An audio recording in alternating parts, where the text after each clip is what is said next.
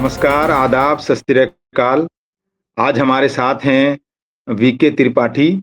अ, वैसे अब ये नाम अनजाना नहीं रहा है क्योंकि हिंदुस्तान के कई शहरों के सड़कों पे आपको वीके त्रिपाठी सर मिल जाएँगे। वैसे पहले इनकी पहचान आईआईटी के प्रोफ़ेसर के रूप में होती थी और साइंटिस्ट के तौर पे जाने जाते थे। लेकिन पिछले 36 सालों से सांप्रदायिकता के खिलाफ अ, अगर कोई इंडिविजुअल तौर पे लड़ाई लड़ रहा है तो उसमें सबसे बड़ा नाम हिंदुस्तान में, भारत में और बंगाल में है, तो हम उनसे बात कर पा रहे हैं। तो हमारा सबसे पहला सवाल सर ये है, एक वक़्त था कि आप साइंटिस्ट के तौर पे क्लासरूम में पढ़ाते थे चीज़ों को, लेकिन अब आप सड़कों पे हैं, तो क्यों सड़कों पे आना पड़ा और कितना मुश्किल है क्लासरूम की जगह पे सड़कों पे लोगों को समझाना और ऐसा है कि सांप्रदायिकता कितना बड़ा मुद्दा है? जी, बहुत-बहुत शुक्रिया। हिंदुस्तान में और बल्कि पूरी दुनिया में प्रेजुडिस एक बहुत बड़ा औज़ार बन गई है। नफ़रत, ऑर्गेनाइज़्ड हेट्रेड जिसको फ़िरकावारियत या सांप्रदायिकता या नस्लवाद भी कहते हैं, वो एक बहुत बड़ा औज़ार है, उतना ही ताकतवर जितना कि एटम बम। एटम बम तो एक ही मर्तबा गिराया गया, 2 या 2 मर्तबा गिराया गया 1945 में के हिरोशिमा नागासाकी पे। लेकिन उसकी वजह से दुनिया भर में पैदा कर दी गई कि हुकूमत के खिलाफ अगर आपने आवाज उठाई तो आपके कुचलने के लिए आपके पास बड़े-बड़े सरकारों के पास बड़े-बड़े औजार हैं। लेकिन उतना ही महत्वपूर्ण औजार पिछले जब से दुनिया में साम्राज्यवाद का दौर आया, ये प्रेजुडिस का सवाल है। ये प्राइमरीली उस ज़हनियत को कि दबा के रखो, कुचल के रखो और उस ऐसी ज़हनियत पैदा कर दो लोगों में कि आदमी आपस में लड़ मरे और हुकूमत करने वाले लोग आपस में लड़ने वाले दोनों किस्म के कमज़ोर तबकों को गुलाम बना के, दबा के रख सकें। हुकूमत हासिल करो और खरबपतियों को फ़ायदा पहुँचाओ। खरबपतियों को सबसे बड़ा चैलेंज अपने वर्किंग क्लास से होता है, लिहाजा वो चाहते हैं कि फजूल के मुद्दों में आदमी लड़ता झगड़ता रहे ताकि उनके लिए ऐसी हुकूमत मिल जाए जो इस बड़े कॉन्ट्रडिक्शन पे आंखों कोई संघर्ष ही ना होने दे कि जनता अपने शोषण के सवाल पे लड़ सके, बेरोजगारी के सवाल पे लड़ सके, शिक्षा के सवाल पे लड़ सके। लिहाजा फिरकावारियत एक औजार है और मैं महसूस करता हूँ कि इस पे हर पढ़े लिखे और जागरूक इंसान को काम करने की जरूरत है। जी सर। जो आप जब आप पढ़ाते थे उस वक़्त किसी न किसी तरह उस पढ़ाई को मापने का एक पैमाना होता था। लेकिन अभी जो आप काम कर पा रहे हैं, तो इसमें कोई 36 सालों में आपने कुछ उस पैमाने को के ज़रिए से कुछ समझने की कोशिश की है कि क्या काम हो पाया है, क्या और होना चाहिए, कितनी कामयाबी मिली है या मुश्किल कितना रास्ता है? उसके लिहाज से तो मेरा जो कुल मिला के कंट्रीब्यूशन है ज़ीरो ही है, क्योंकि लगातार 1989 से लेके अब तक फिरकावारियत की ताकतें मजबूत होती चली गईं और पिछले 11 साल से तो उनके हाथ में मुकम्मल पावर है। वैसे तो 5-6 साल के लिए बीच में भी पावर आई थी, लेकिन इस वक़्त तो कई राज्यों में और केंद्र में मुकम्मल है। बल्कि उससे और बड़ी चीज़ ये होगी कि जो हमारे मुल्क का प्रशासन है, पुलिस है, जितनी भी ऑर्गेनाइजेशंस हैं, शिक्षण संस्थाएँ हैं, उनमें उन्होंने टॉप पर ऐसे लोगों को बिठा दिया है कि इन संस्थाओं की ईमानदारी, निष्पक्षता खत्म हो गई। यहाँ तक कि पार्लियामेंट में भी 2 किस्म के सांसद हैं, सत्ता पक्ष के सांसद और विपक्ष के सांसद। सत्ता पक्ष के सांसद तो बोल नहीं सकते क्योंकि पीएम योजनाएं बनाता है, कानून बनाता है, पॉलिसी बनाता है, व्यापारियों से मिलके, खरबपति व्यापारियों से, इनकॉर्पोरेट से मिलके, और उनको अंगूठा लगाना होता है। इनको सिर्फ पार्लियामेंट में गाली गलौज करनी होती है कि जब भी कोई विपक्ष का नेता बोले उसको गाली गलौज करके ठंडा करो।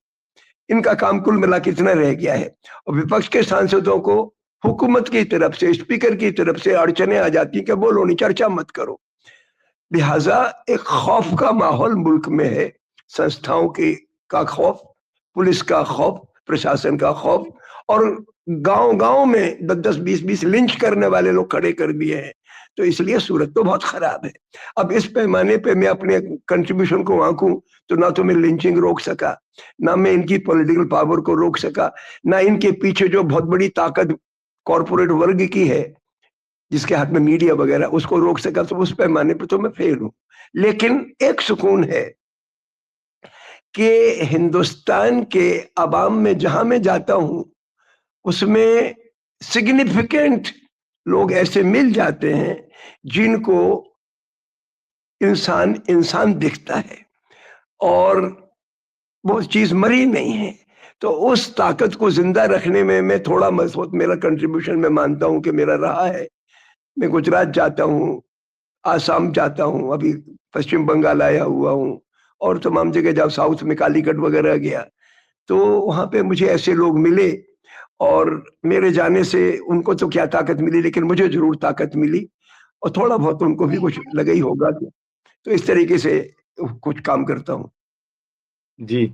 सर, कभी ऐसा वक्त आया कि आप जिन लोगों से मिले उनमें इतना ऑलरेडी गुस्सा है, नफरत इतनी बढ़ी हुई है कि क्या कभी ऐसा वक्त आया कि आपको लगा कि ये तो नामुमकिन हो रहा है इनको समझाना? बेटे ऐसा है कि ऐसे लोग मुझे मिले जो बहुत ही, जैसे किसी ने मुझे परिचय छीन लिया जब मैं कश्मीर के सवाल पे परिचय बांट रहा था तो दिल्ली में। तो ऐसे कुछ लोग मिल जाते हैं। अभी गाजा के सवाल पे कर रहा था तो कुछ गाली गलौज करने वाले मिल गए, लेकिन कोई थ्रेट मेरी लाइफ पर हुआ हो ऐसा तो नहीं।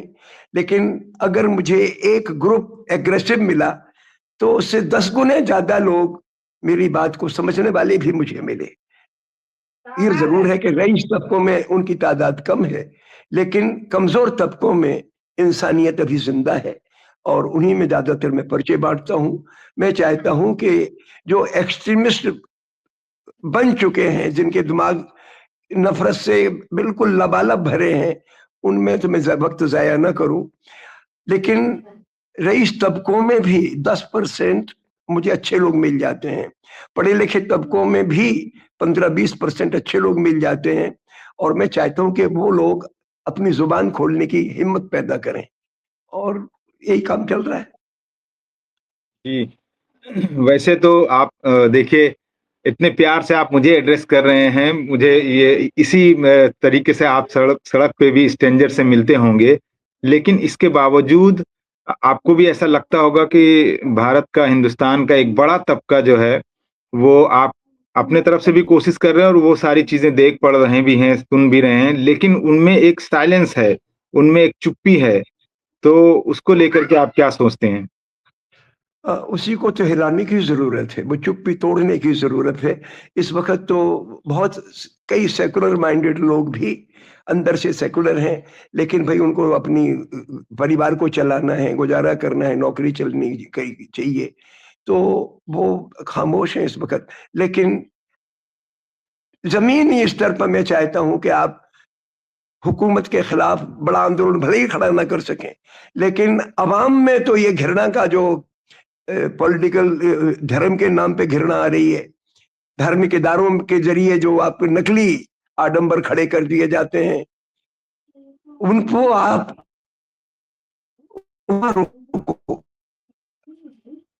और मौका आएगा जब आप किसान आंदोलन, सरीखे आंदोलन या शाहीन बाग जैसा आंदोलन सीए के सवाल पर मुल्क में उभरेगा, और बहुत जल्दी आप देखेंगे कि हिंदुस्तान में विद्यार्थियों का आंदोलन उभरेगा, क्योंकि शिक्षा का कबाड़ा हुआ है। पिछले 11 बरस में शिक्षा मिट्टी में मिल गई।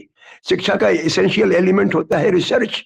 तो रिसर्च में आजकल इन लोगों ने उन्नत भारत अभियान जैसे षड्यंत्रकारी प्रोग्राम में रिसर्च का फंड डाइवर्ट किया है।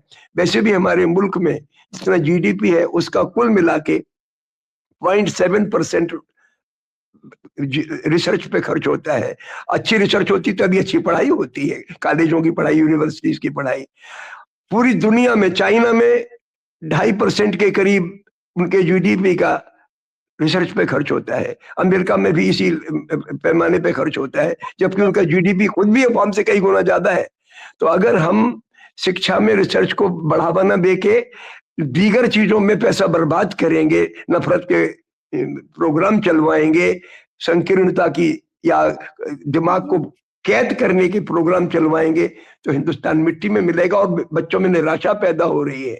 रोजगार वगैरह है नहीं, हर जगह आपने जुबान बंद कर रखी कॉलेजों में, सच्ची बात कहने वालों को आप गद्दार और देशद्रोही और पाकिस्तानी वगैरह जाने क्या क्या कहते हो, और कई बार लोगों पे मुकदमा चलवा देते हो।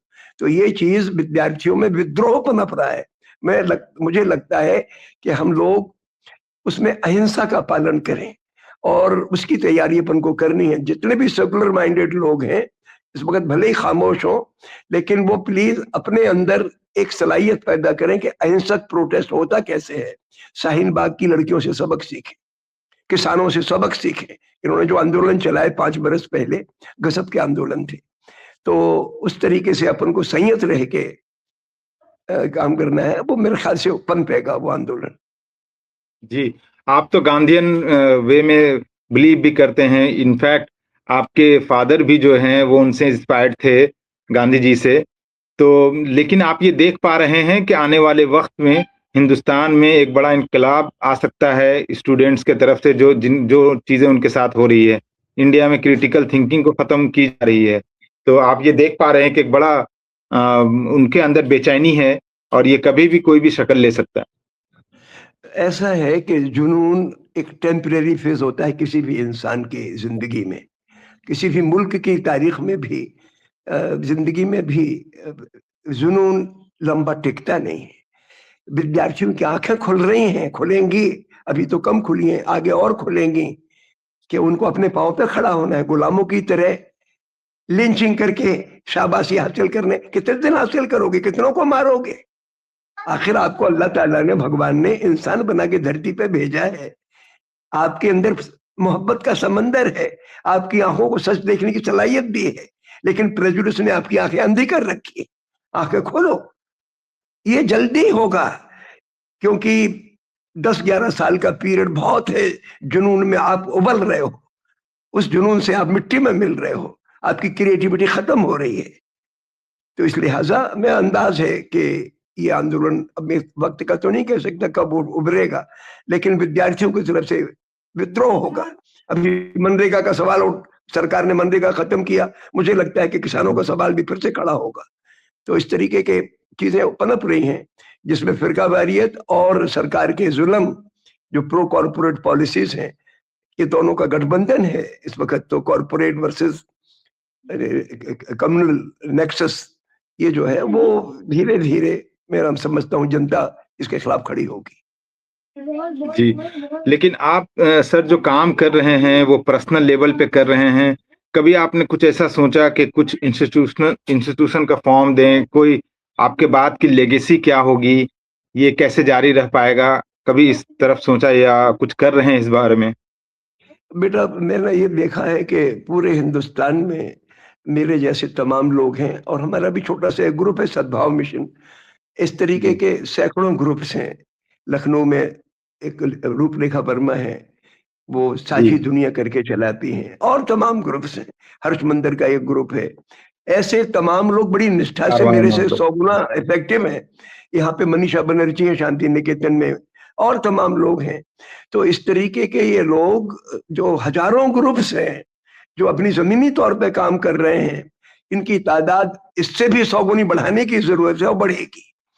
तो लेगेसी तो मेरी तो क्या लेगेसी है, ये तो अल्लाह ताला की लेगेसी, भगवान की लेगेसी है कि उसने इंसान को पैदा किया, और इसलिए पैदा किया कि ये सच्चाई पे चले। अब खुलेंगी आंखें।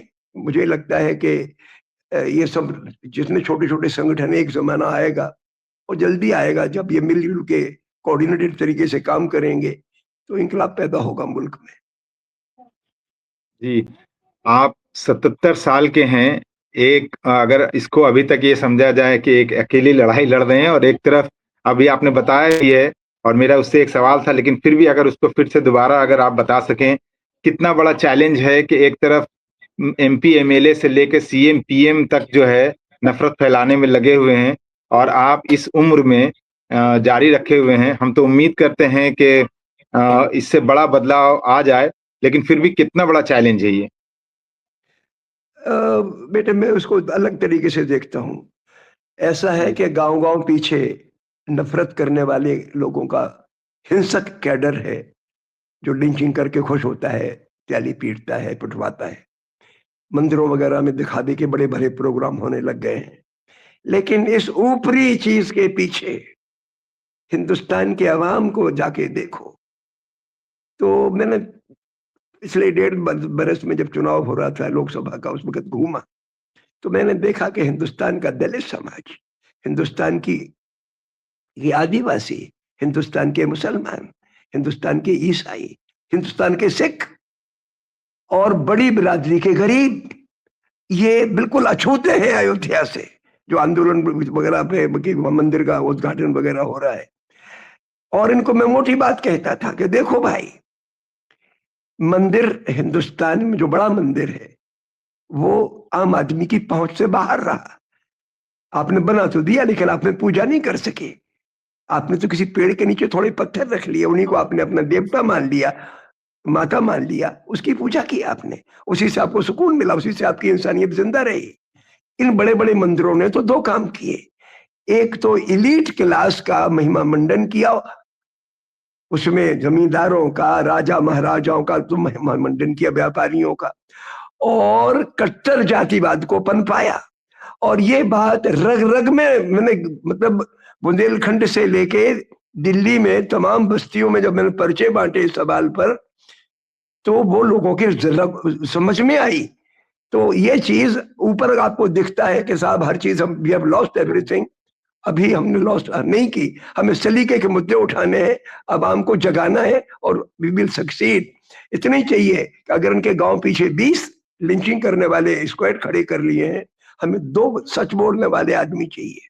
आई थिंक अगर हमने इस पर फोकस कर लिया तो हम लोग हिंदुस्तान में सच्चाई का नेटवर्क खड़ा कर देंगे, और चूंकि आवाम हमसे जुड़ जाएंगे, सच में ताकत होती है।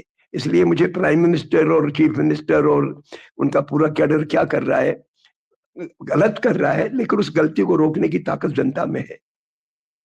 जी सर, आपका इंस्पिरेशन और लोगों तक फैले, आपकी बातें हजारों लाखों लोगों तक पहुंचे। साथ में एक छोटा सा चलते चलते सवाल सर, कोई ऐसा राज्य, कोई ऐसा शहर जहां अभी भी आपका जाना बाकी हो और आपको लगता है कि वहां आपको जाना चाहिए, हिंदुस्तान में कोई ऐसी जगह? बेटे, अभी मुझे खबर लगी कि यहाँ पे कोई इलाका है जहाँ पे हिंदू मुस्लिम द्वेष, पश्चिम बंगाल में, खासतौर से जो बांग्लादेश के बॉर्डर पे कुछ इलाका है, सुंदर वन का इलाका है, उस इलाके में कल कुछ लड़कियां मिली थी मुझे कलकत्ते में। तो मैंने उनसे कहा है कि मैं मार्च अप्रैल में फिर आऊंगा, तब एक वर्कशॉप करेंगे यहाँ पे, और उस पे फिर तब चलेंगे। तो उस इलाके में मैं जरूर जाना चाहता हूँ। शुक्रिया सर, इतने प्यार से बात करने के लिए। बहुत कम लोग मिलते हैं जिनके हर बातों में, हर एक्शन में प्यार झलकता है। शुक्रिया। बहुत बहुत उम्मीद शुक्रिया। कर जी जी उम्मीद जी, बहुत करते बहुत हैं फिर शुक्रिया। आपसे मुलाकात होगी। जी शुक्रिया। जी जी।